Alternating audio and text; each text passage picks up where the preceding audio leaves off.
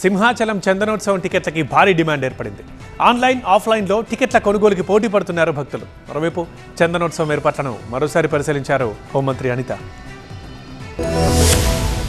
సింహాచలం చందనోత్సవానికి శరవేగంగా ఏర్పాట్లు కొనసాగుతున్నాయి. గత అనుభవాల దృష్ట్యా భక్తులకు ఎలాంటి ఇబ్బందులు లేకుండా జాగ్రత్తలు తీసుకుంటున్నారు అధికారులు. మరోవైపు వీఐపీ, వీవీఐపీలకే కాకుండా సాధారణ భక్తులకు కూడా దర్శనంలో తొలి ప్రాధాన్యత ఇవ్వాలని నిర్ణయించింది ప్రభుత్వం. దీంతో సింహాచలం చందనోత్సవం టికెట్లకు భారీ డిమాండ్ ఏర్పడింది. బ్యాంకుల్లో, ఆఫ్లైన్లో టికెట్ల విక్రయం చేపట్టింది దేవస్థానం.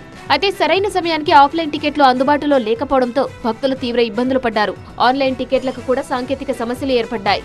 మరోవైపు సింహాచలం చందనోత్సవ ఏర్పాట్లను హోంమంత్రి అనిత పరిశీలించారు. ఈవో అధికారుల నుంచి వివరాలు అడిగి తెలుసుకున్నారు. చందనోత్సవాన్ని విజయవంతం చేసేందుకు సమన్వయంతో పనిచేయాలని సూచించారు అనిత. ఈ నెల 19న సాయంత్రం 7 గంటలకు సాధారణ దర్శనాలు నిలిపివేసి ఆలయ శుద్ధి కార్యక్రమాలకు సమయం కేటాయిస్తారు. రాత్రి 1 గంటకు స్వామివారి మేలుకొలుపు సుప్రభాతంతో పూజా కార్యక్రమాలు ప్రారంభమవుతాయి.